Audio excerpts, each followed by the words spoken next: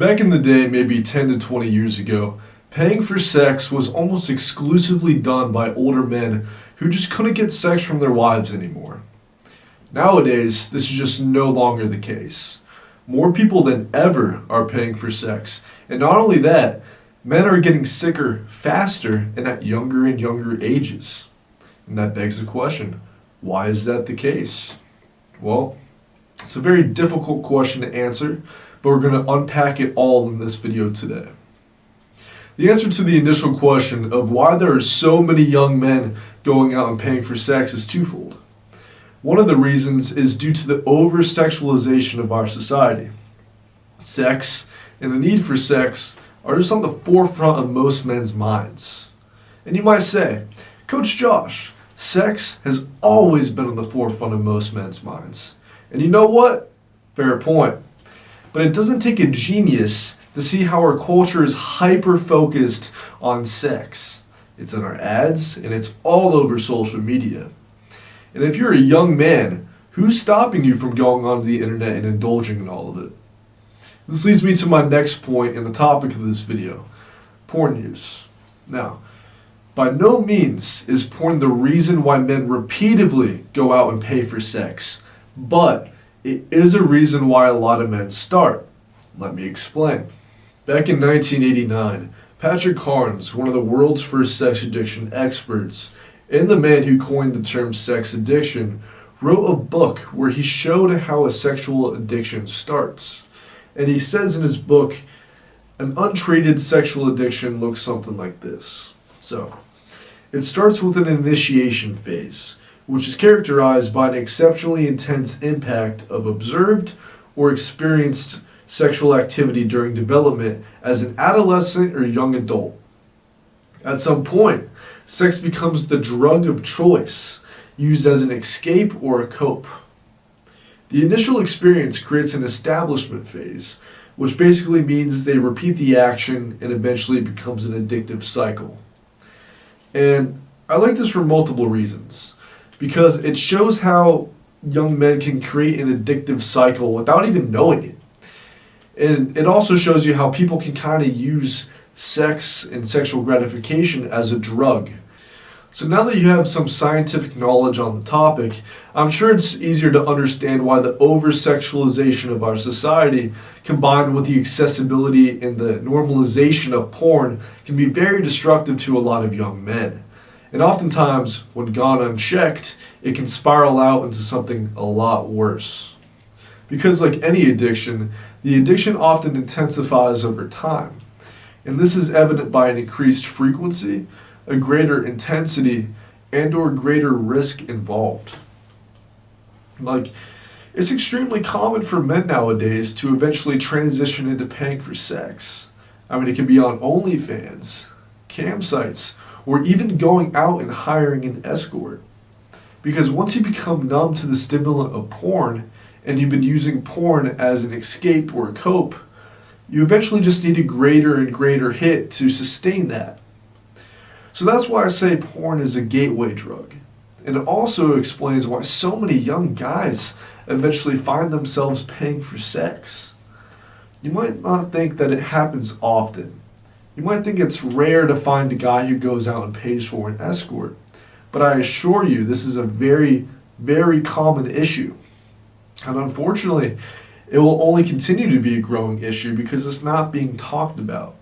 And this is why I created this channel. I want to help men who are silently struggling with this addiction. So now you kind of know why porn has created a new generation of escort addicts. But now I want to transition and talk about why men can get addicted to paying for sex. Because it doesn't make sense for a young 20 to 30-year-old guy to need to rely on escorts. He's at the time in his life where he should be able to meet and attract many women. So logically, it doesn't make any sense as why he would need to pay for it. And I don't want to hear any of the losers in the comment section saying, well, if you have a wife or a girlfriend, you're going to pay for it anyways. Really? You spend $200, $400, sometimes even $600 a week on your girlfriend like you do with escorts? I don't think so. If you have a transactional viewpoint on relationships and all you care about is sex, then a statement that might make some sense. But true intimacy is not transactional. True intimacy is finding a good woman who wants to assist you and your mission in life. The problem is, you're just not that guy. And you need to cope and be in denial. But anyways, it still doesn't make any sense for a 20 to 30-year-old to pay for sex when all you need to do is kind of level up a little bit and you're going to have many more options at your disposal.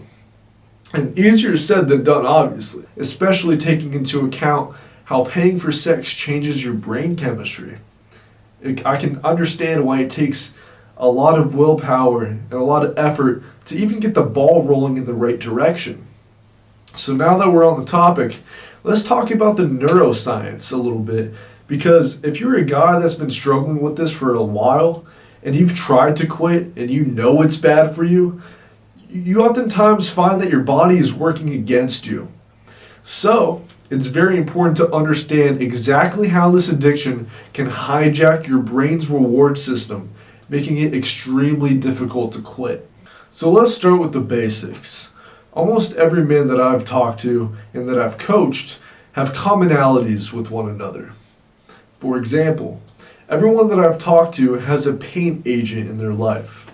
This can be emotional discomfort, like feelings of loneliness, rejection, feelings of unimportance, or even shame and guilt. Or it can even be just stress going on in their lives. And the most predominant one, the biggest one that I've been seeing, is the need for connection. When you lack that intimacy, when you lack that connection, you gotta search for it in other ways. So those are the typical pain agents that a lot of people are experiencing. And if you're going to refer back to the Patrick Carnes quote where he says sex can be used as an escape or a cope, it kind of makes sense that the pain that your body is feeling needs to be treated, and your body knows it can numb it out with some sexual gratification.